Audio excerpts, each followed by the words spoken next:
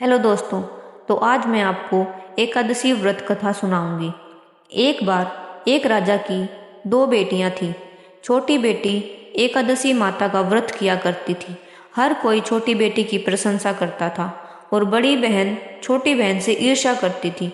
एक बार पड़ोसी राजा का बेटा बड़ी बेटी को देखने आया, लेकिन उसे बड़ी की जगह छोटी बेटी पसंद आ गई। राजा की बड़ी बेटी छोटी बेटी से और अधिक ईर्ष्या करने लगी। इसी ईर्ष्या के चलते बड़ी बहन छोटी बहन को मारने की कोशिश करती थी। एक बार वह लड्डू में जहर मिलाकर अपनी छोटी बहन को खिलाने की कोशिश करती है और एक बार मटके में जहरीला सांप रखकर उसके कमरे में रख देती है। एक बार वह अपनी छोटी बहन को पनघट पर पानी भरने के लिए ले जाती है और धोखे से उसे कुएं में धक्का दे देती है।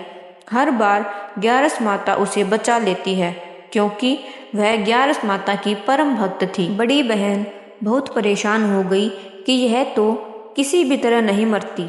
एक दिन वह अपनी बहन से बोली, मेरी प्यारी बहन, भगवान ने हम सब की मृत्यु किसी न किसी तरह से लिखी हुई है, पर क्या तुम्हें पता है तुम्हारी मृत्यु कैसे होगी? छोटी बहन बहुत सीधी थी। वह बोली, मेरे पालतू तोते के गले में जो हार है, मेरी जान उसमें अटकी हुई है। यदि कोई मेरे तोते को मारकर उसके गले में जो हार है उसको पहन ले तो मेरी मृत्यु हो जाएगी, और जब वह उस हार को उतारकर कहीं रख दे तो मैं जीवित हो जाऊंगी।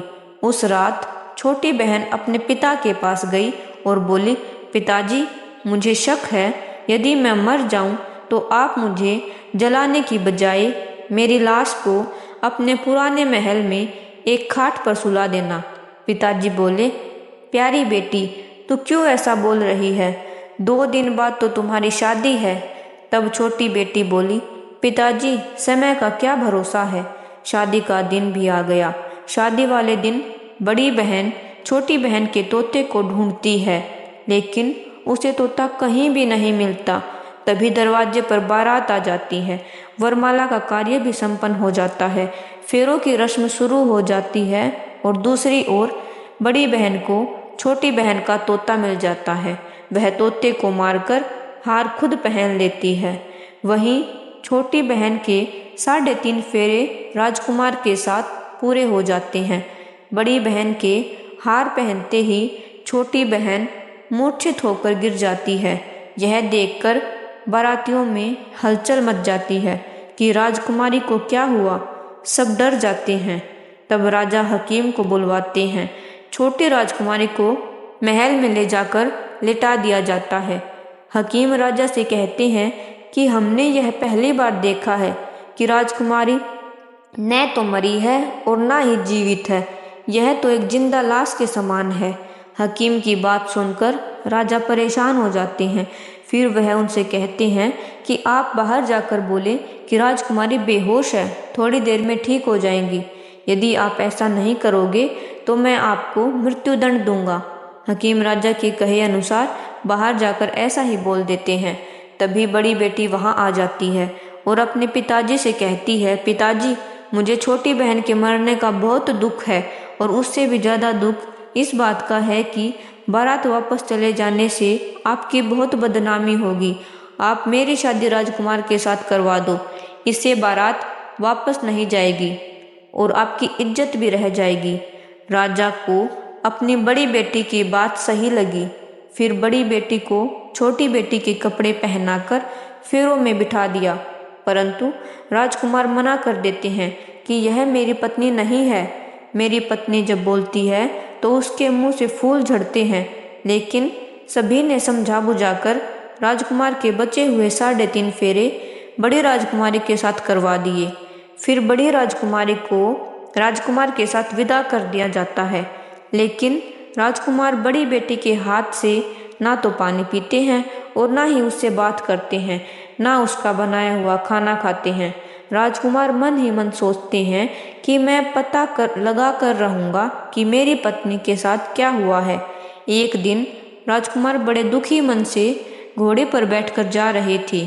घोड़ा वहीं जाकर रुका जहाँ राजकुमारी की लाश को रखा गया था। राजकुमार ने घोड़े को आगे चलने की बहुत कोशिश की, लेकिन घोड़ा चलने को तैयार ही नहीं। फिर राजकुमार ने सोचा कि घोड़ा यहाँ क्यों रुक गया है, कोई तो वजह है कि घोड़ा यहाँ से जा नहीं रहा। तब राजकुमार घोड़े से उतरकर पास में बने पुराने महल में गए। वहाँ पर एक चौकीदार था। राजकुमार ने चौकीदार से पूछा, यह किसका महल है? तब चौकीदार ने बताया, यह राजा का पुराना महल है। राजकुमार समझ गए कि यह महल तो उनके ससुर जी का है। तब राजकुमार ने वही खाट पर किसी को सोते हुए देखा। उसकी ओर इशारा करते हुए बोले, यहाँ कौन सो रहा है? तब चौकीदार ने कहा, यह राजा की छोटी बेटी है जो विवाह के दिन बेहोश हो गई थी। तब राजकुमार बोले, यह तो मेरी पत्नी है जिसके साथ मैंने 3.5 फेरे लिए थे। तब राजकुमार ने चौकीदार से कहा, मेरे यहाँ आने के बारे में किसी को मत बताना, मैं तुम्हें बहुत धन दूंगा। चौकीदार मान गया। फिर राजकुमारी अंदर खाट के पास गया और बचे हुए 3.5 फेरे खाट के साथ लिए और वह पूरा दिन रानी की खाट के पास बैठा रहा। तब रात हुई तो रानी जीवित हो गई और उसने अपने पति को देखा। अपने पति को देखकर वह रोने लगी। तब राजकुमार ने पूछा, तुम विवाह के दिन बेहोश हो गई तो तुम्हारे पिता ने मेरी शादी तुम्हारी बड़ी बहन से तो करवा दी, परंतु मैंने तुम्हारी बहन को स्वीकार नहीं किया। मुझे पूरी बात बताओ कि तुम बेहोश कैसे हुई और रात के समय जीवित हो गई, इसके पीछे क्या राज है?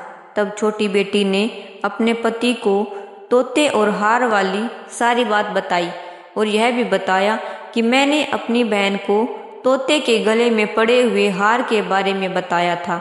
मेरी बहन मुझसे बहुत ईर्ष्या करती थी। उसने कई बार मुझे मारने की कोशिश भी की, पर ग्यारस माता ने मुझे हर बार बचा लिया। मेरे पालतू तोते के गले में जो हार था वह मेरी बहन ने पहन लिया और वह दिन में हार पहन लेती है और रात में उतार देती है, इसलिए मैं सारा दिन मूर्छित रहती हूँ और रात में जीवित हो जाती हूँ। यदि वह हार मुझे मिल जाए तो मैं हमेशा के लिए जीवित हो जाऊंगी। यह सब सुनकर राजकुमार बहुत हैरान हुआ और बोला, कोई बहन भी ऐसा करती है? यह सब सुनने के बाद राजकुमार पूरा दिन वहीं रहने लगा। बड़ी रानी ने दासियों को भेजकर पता लगाना चाहा कि आजकल राजकुमार दिन रात कहाँ रहते हैं, परंतु किसी को कुछ नहीं पता चला। और उधर छोटी रानी गर्भवती हो गई। एक दिन छोटी रानी ने राजकुमारों से कहा, मुझे चाहे बेटा हो या बेटी हो, पर वो रात में ही हो, दिन में तो मैं मूर्छित रहती हूँ। एक दिन राजकुमार को किसी काम से बाहर जाना पड़ा। उसी दिन राजकुमारी को प्रसव पीड़ा हो गई। उसने ग्यारस माता को याद किया। तब स्वयं ग्यारस माता ने आकर उसका प्रसव किया। राजकुमारी ने एक सुंदर पुत्र को जन्म दिया। तभी वहां पर राजकुमार आ गए। राजकुमारी ने भी ग्यारस माता के दर्शन कर लिए। ग्यारस माता बोली, यह मेरी परम भक्त है, तुम इसका सदा ख्याल रखना। जब तुम्हारा पुत्र 5 वर्ष का हो जाए तब इसका हार इसे लाकर पहना देना। देखते ही देखते कुमार 5 वर्ष का हो गया। एक दिन राजकुमार को किसी काम से शहर जाना पड़ा। जाते हुए उसने कुमार से कहा कि हे पुत्र, तुम अपनी माँ की खाट के पास ही रहना, मैं जल्द ही काम निपटा कर आता हूँ। तब बड़ी रानी के दास दासियों ने राजकुमार को पुराने महल से निकलते देखा और उन्होंने कुंवर को वहाँ से उठवा लिया और फिर कुंवर के 2 टुकड़े कर दिए। एक टुकड़ा चक्की के नीचे, दूसरा अपने पलंग के नीचे रख लिया।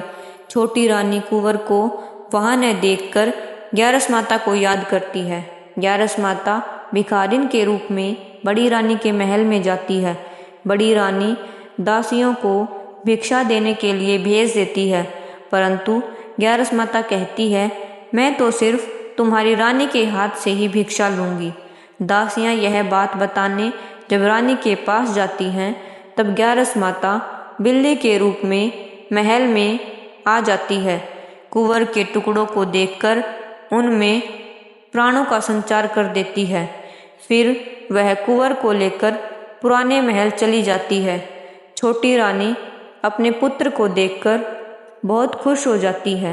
एक दिन राजकुमार कुंवर को अपने महल में ले जाते हैं और यह बच्चा मेरे दूर के रिश्ते की बहन का है। यदि तुम पूरे मन से इस बच्चे को प्यार करोगी तो शायद मेरा दिल तुम पर आ जाए। तब बड़ी रानी उस बच्चे को बड़े प्यार से रखने लगती है। एक दिन राजकुमार कुंवर से कहते हैं, तुम अपने मामी के गले में टंगे हार को उनसे मांग लो, फिर हम वह हार लेकर तुम्हारी माँ के पास चलेंगे, परंतु यह बात अपनी मामी को मत बताना। फिर कुंवर रानी के पास जाकर बोले, मामी मामी मुझे अपना हार दे दो। एक बार तो रानी मना कर देती है। तब उसे याद आता है कि राजकुमार ने कहा था, यदि तुम इस बच्चे का ध्यान रखोगी तो शायद मेरा दिल तुम पर आ जाएगा। इतना सोचकर रानी कुंवर को वो हार दे देती है और कुंवर उस हार को लेकर अपने पिता को दे देते हैं। तब राजकुमार बड़ी रानी से कहते हैं, आज हम तुम्हारे हाथ का खाना खाएंगे, हम थोड़ी देर में आते हैं, तब तक तुम खाना तैयार करो। यह सुनकर बड़ी रानी बहुत खुश हो जाती हैं। राजकुमार हार लेकर छोटी रानी के पास जाते हैं और उसको वह हार पहना देते हैं, जिसके परिणाम स्वरूप छोटी रानी जीवित हो जाती हैं। उसके बाद वह छोटी रानी और कुंवर के साथ राजमहल में आते हैं। बड़ी रानी को अपने ससुर जी के यहाँ छोड़कर जाते हैं, उन्हें सारी बात बताते हैं। यह सब जानकर उनके ससुर जी बहुत दुखी होते हैं और राजकुमार से क्षमा मांगते हैं। ग्यारस माता की कृपा से छोटी रानी के भाग्य जाग जाते हैं। तो बोलो ग्यारस माता की जय। हे ग्यारस माता, जैसे आपने छोटे राजकुमारी पर कृपा की, उसी तरह हम सब पर भी कृपा बनाए रखना।